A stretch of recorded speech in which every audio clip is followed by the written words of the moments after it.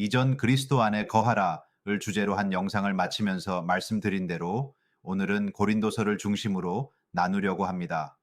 저는 하나님 나라의 복음에 아멘 하고서도 3년이 걸린 내용을 단 15분 영상에 압축해서 담으면서 기대와 우려가 있었는데 나누고 싶은 내용대로 들어주시고 받아주시는 분이 계시다는 것이 큰 힘이 되었습니다.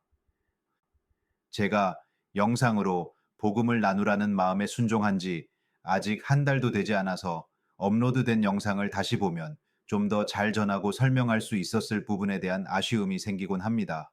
진리의 말씀으로 받은 은혜와 기쁨을 무엇으로도 다 표현할 수가 없이 크지만 부족한 나 아닌 내 안에 성령 하나님의 온전한 지혜로 전할 수 있기를 기도합니다. 오늘은 육에 속한 자, 육신에 속한 자, 영에 속한 자를 키워드로 복음의 핵심인 새로운 피조물로 그리스도 안에 거하는 복음을 나누겠습니다. 첫째, 육에 속한 자란? 둘째, 영에 속한 자란? 셋째, 그러면 육신에 속한 자는 누구이며 육에 속한 자와 어떻게 구분되는가? 넷째, 영에 속한 자로 사는 방법은?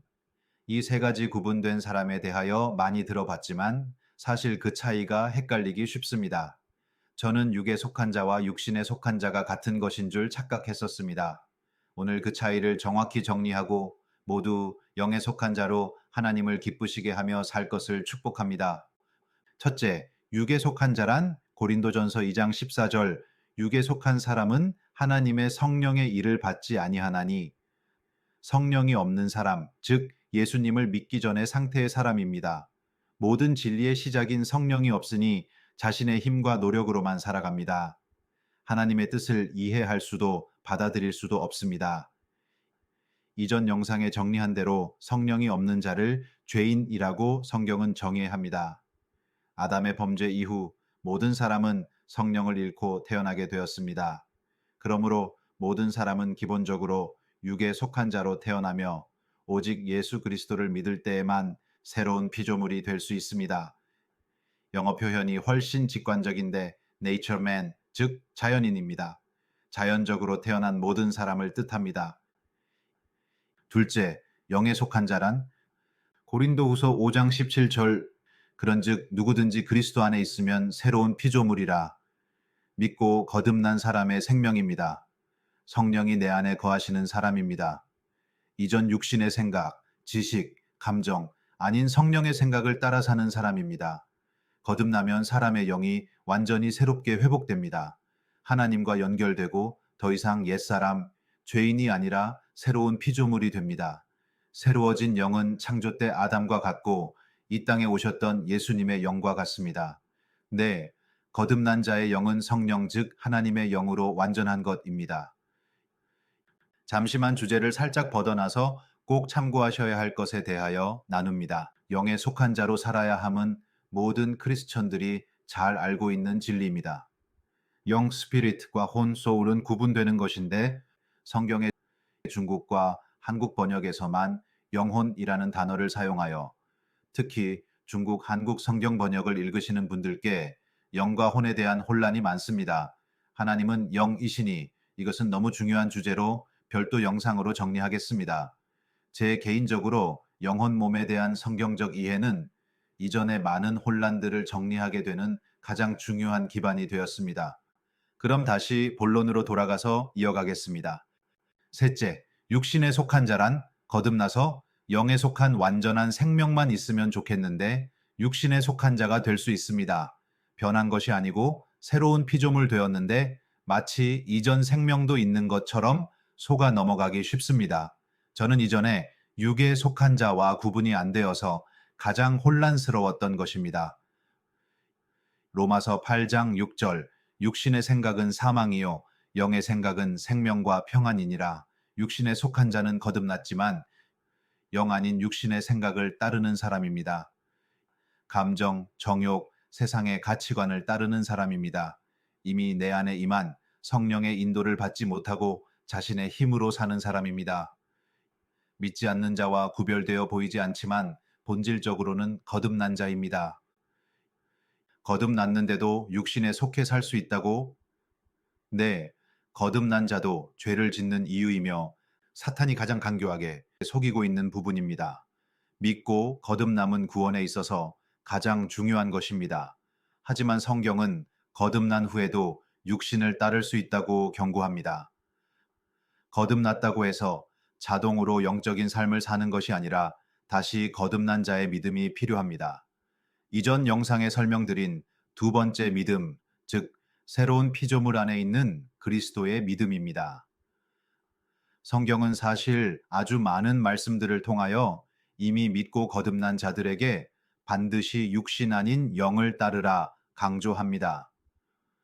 로마서 8장 13절 너희가 육신대로 살면 반드시 죽을 것이로되 이미 믿어 거듭난 자들을 향한 경고의 말씀은 많이 찾아볼 수 있습니다. 사도행전 이후의 서신서는 대부분 이미 믿는 자들을 향한 말씀들인데 기억해 보십시오. 육신을 따라 살지 말라는 경고를 너무나 많이 반복하고 있습니다. 정리해 보면 믿음으로 거듭나는 것은 죄인으로 태어난 모든 사람들에게 가장 중요한 구원의 시작입니다. 그러나 거듭난 이후에 이전 자신의 믿음 아닌 그리스도의 믿음이 거듭남만큼 중요합니다. 이루어가는 구원입니다. 자, 이제 오늘 마지막 질문으로 넘어갑니다. 넷째, 영에 속한 자로 사는 방법은? 그렇다면 우리는 어떻게 영에 속한 자로 살아갈 수 있을까요? 육에 속한 자가 첫 번째 자신의 믿음으로 거듭나고 거듭난 자는 그 생명 안에 그리스도의 믿음으로 영에 속한 자로 살 수 있습니다. 거듭난 이후 육신에 속한 자로 속지 않을 능력은 그리스도의 믿음입니다. 믿음으로 구원을 받고 그 다음에는 나의 결단과 순종이 필요하다고 많이 배웠습니다. 그렇지 않습니다. 놀라시는 분들이 많을 것 같습니다. 오해의 소지가 있으므로 충분한 설명이 필요한 부분입니다. 나 죽고 예수로 사는 복음이라는 말은 조금 익숙하게 들리실 것 같습니다. 정확하게 동일한 말씀입니다. 스스로 결단하고 순종하려는 육에 속한 자가 죽은 복음입니다. 믿음으로 구원을 받고 그 다음에 다시 믿음이 필요합니다. 그리스도의 믿음으로만 삶 가운데에 육신 아닌 영을 선택하며 승리할 수 있습니다. 결단하고 순종하려고 애쓰는 나는 그리스도와 함께 죽은 복음입니다. 그것이 많은 분들이 좋아하고 암송하시는 갈라디아서 2장 20절의 고백입니다. 그래야 늘 실패하는 나의 열심이 아닌 이미 승리하신 그리스도의 열심이 드러납니다.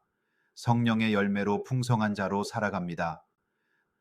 오늘 우리는 육에 속한 자, 육신에 속한 자, 그리고 영에 속한 자의 차이를 정리했습니다. 육에 속한 자는 성령 없이 태어난 모든 사람, 영에 속한 자는 거듭나서 이제 성령을 따라 사는 사람, 육신에 속한 자는 거듭났지만 여전히 육신의 생각을 따르는 사람입니다. 여러분의 삶은 어떻습니까? 완전한 성령, 즉 그리스도의 영과 하나 된 새로운 피조물로서의 정체성이 분명하십니까? 혹시 아직 육에 속한 자입니까? 지금 즉시 유일한 구원자 그리스도를 믿고 거듭나면 됩니다. 믿고 거듭났는데 여전히 육신에 속한 모습이 많이 있습니까? 형제 자매님 안에 임한 그리스도의 완전한 믿음을 가진 새 생명이 나야 라고 선포할 때 모든 묶임으로부터 해방되어 세상이 어쩔 수 없는 기쁨과 자유함으로 가득해질 것입니다. 예수님은 모든 사람이 구원을 받고 또 능히 이 땅 가운데 승리함으로 살 능력을 다 이루어 놓으셨습니다. 우리가 할 일은 오직 주님이 하신 일을 믿고 받는 것입니다. 지난 영상에 이어서 들으셨으면 훨씬 더 많은 이해를 하셨을 것 같습니다. 한 번에 정리가 잘 안 되시는 것이 당연할 수 있으니 차분히 다시 들어보시면 좋겠습니다. 다음에는 육신 아닌 영을 따라 사는 능력을 구체적인 말씀으로 찾아보겠습니다. 그리고 역시 많이 들어보신 겉사람, 속사람을 동일한 관점에서 정리해 보겠습니다. 아마 가장 쉽게 이해되실 것 같습니다. 그리스도의 핏값으로 주신 새로운 피조물의 복음을 나눌 수 있음에 감사드립니다. 할렐루야.